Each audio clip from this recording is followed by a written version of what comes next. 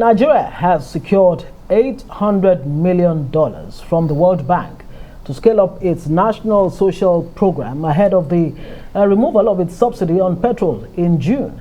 It's part of palliatives to cushion the negative effects of the subsidy removal plan. Finance Minister Zainab Ahmed says the government is considering cash transfers and mass transit buses for workers to ease the pain of the subsidy removal on the most vulnerable segment of its population. She says discussions are ongoing with members of the incoming administration of President-elect Bola Tinubu on the subsidy removal. Secured some funding from the World Bank. That is the first tranche of palliatives that will enable us give cash transfers to the most vulnerable in our society that have now been registered in a national social register. Today, that register has a list of 10 million households. 10 million households is equivalent to about 50 million Nigerians. But we also have to raise more resources to enable us do more than just the cash transfers, and also in our engagements with the various stakeholders, the various kind of asks that we have go beyond the requirement of just giving cash transfers. Labour, for example, might be looking for mass transit for its members. So there are several things that we're still planning and working on. Some we can start executing quickly, some are more medium term. All right, Zainab Ahmed, Finance Minister there. Well, let's bring in economist Baba Yusuf. He's a strategist, a policy analyst, and the Group CEO of Global Investment and Trade Company, GITC.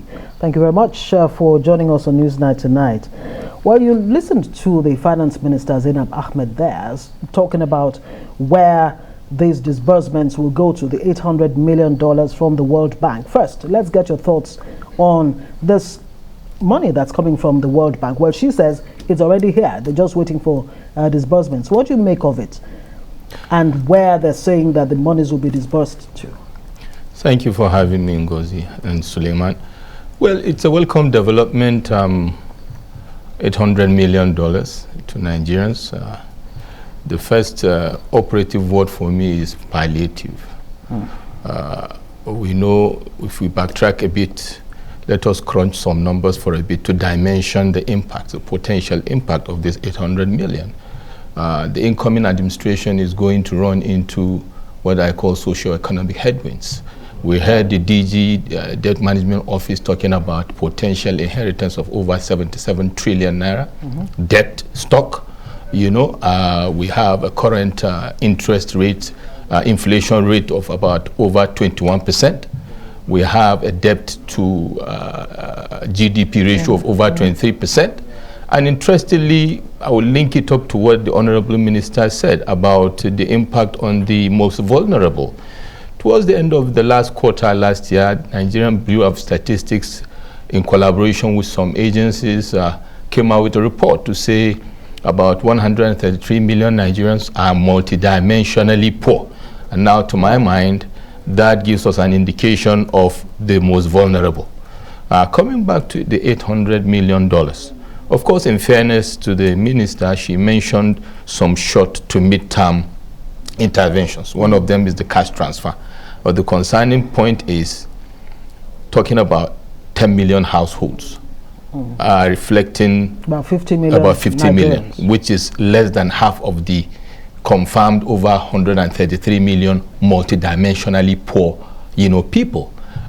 These indicators are for now. If we also look at the report from IMF, currently Nigeria is moving at an economic growth rate of 3.9%. But the projections show that by next year, the growth rate may slow down to 2.5%.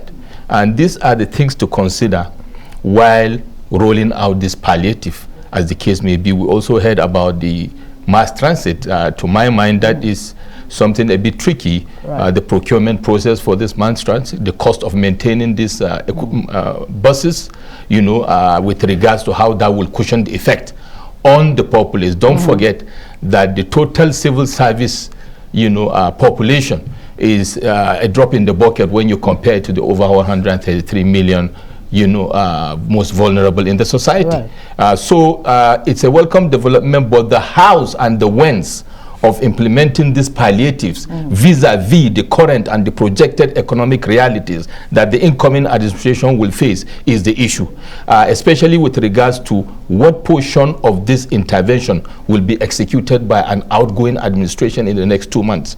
I reckon that the best way is for this administration to be fair to the incoming administration and possibly put a hold and allow this coming administration to form a policy, framework that will get the best out of this intervention. Let me come in using the word fairness as used by you, and it comes to an issue of trust. This looks like deja vu. We've seen this before. Absolutely. President Jonathan, we had the Labour mass transit. We had our revered Dr. Christopher Kolade, yes, who resigned after seeing the games that the government was actually playing, because they said they wanted an honest Nigerian to oversee the subsidy, fund that were going to be used to make Nigeria better. Yes. We didn't see nothing. Absolutely. I'm happy you've punched the numbers. Yes. Now, away from the numbers, let's talk about trust and implementation. How feasible? To be honest, to add to what you said to answer the question, moving after the Honorable Christopher Kolade's situation, we saw what happened with the COVID palliatives. Right. And the overall intervention project in the industrial sectorial interventions with COVID. This is a traditional issue in the Nigerian system. And moving forward, that is an issue. There's already a trust deficit within the public sector vis-a-vis this, not because people are just pointing accusing fingers, but because these have become more or less our realities. And now we have some $800 million coming, albeit in tranches. And that is why, to my mind, while it is a welcome development, there's a lot on the table of the outgoing administration.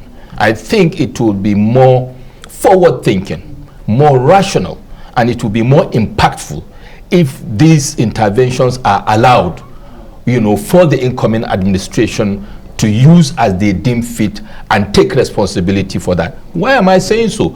You now start execution a tranche of these interventions, and then you leave, and then an incoming administration takes over. In less than 8 weeks. In less than 8 weeks, and then comes and say, hey, when you start criticizing the incoming administration to say there are issues, say, we didn't get it 100%. And then the arguments of what we inherited and whatnot. I think there should be more transparency, and we should not create opaqueness that will cast aspersion on what is hitherto, a clean. It's an applauded. We should applaud the administration for securing this intervention. They should go out on a high and take it off as an achievement, but allow the incoming administration to dispense this as they deem fit for Nigerians. I'm not too sure that this administration plans to, set the ball rolling on the issue of disbursements. I think it's waiting until June.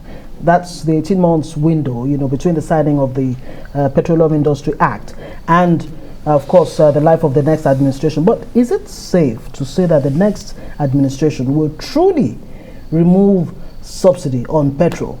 Because we've heard from the NLC, the Nigeria Labour Congress, that it will go on a massive strike if the refineries are not put in place, and you talk about removing fuel subsidy. What picture does it paint for the next administration as it comes on board? I mean, you've used the word fairness. There's a need, for this government to ensure that the next administration does not start on a wrong footing. Interestingly, Ngozi and Suleiman, in the last 6 months, with due respect to the administration, I don't know what to call it, but it appears some of these policies, even though maybe with good intention, are turning out to have some unintended consequences on the negative side impact. And this may be one of them. Now, with regards to what the incoming administration will do, it will be second guessing them. What I think we should do is to say, okay, we have the numbers based on this, for example, the interventions. We have, for example, the manifesto of the president-elect with regards to what they want to do when they come into, power.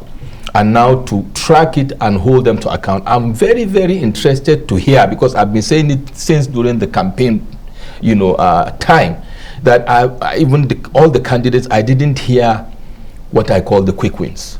Right. You know, Nigeria is at a crossroad. People are suffering the vagaries of, you know, the economic downturn, local and international. Okay, so I look forward to an administration that will hit the ground running, not with a view to implementing the mid to long term, but to also come with a quick win package. Now that will that solve the long term problem? Yes, no. You see, these quick wins. You see, when you come with a roadmap, a strategic blueprint, there's a 4-year, for example. Naturally, your strategic blueprint should have what they call the short, mid to long term deliverables to cover a 4-year master plan, to cover a 4 years. And that short term, that quick win is to engender confidence and the trust from where we are going out of, to say, oh, okay, and to give people some succor to wait for the mid to long term, which requires some building, which requires some mechanics and policy formulation and execution. Don't forget, the incoming administration is going to inherit a budget they didn't plan. Right? So to my mind, this short term, which probably these palliatives will address, but albeit, how do you now, because if you remember, the Honorable Minister mentioned they've already identified 10 million households. You know, and that is why I was on the register. Who are they? Where are they? What was the modality? And then how do you tell the other most vulnerable that, you know, they are out of it, or when will it come to? Now, coming to the Labour Congress and their threat or their position, that is the other issue. And that is why I feel all this should be put on hold for the new administration to fit into what they inherit into the overall strategic framework of the incoming administration, own these parameters and take responsibility for them. Because it is possible the Labour Congress and the citizens, if you like, in the next 2-3 months may decide, based on the situation on ground, to say they are not ready for subsidy. And an incoming administration, an incoming president is already coming into socio-economic headwinds to now start ab initio on a combatant stand. And that will be like setting them up for a fracas that will never take us forward. Now, so it is possible that now, if what you said earlier will hold water, that the execution will be pended till June, you know, when the budgetary provision for payment of subsidies will have been exhausted. Then that gives a window for the incoming administration to negotiate with the Nigerian citizens through the likes of the NLC to say this is why we should take it out, or we should give another time based on what the president-elect will open the files and see as the reality of the economy of Nigeria. All right, Baba Yusuf, a strategist, policy analyst, thank you so much for joining us on Newsnight tonight. It's a pleasure to have you. We'll see how things pan out in the long run.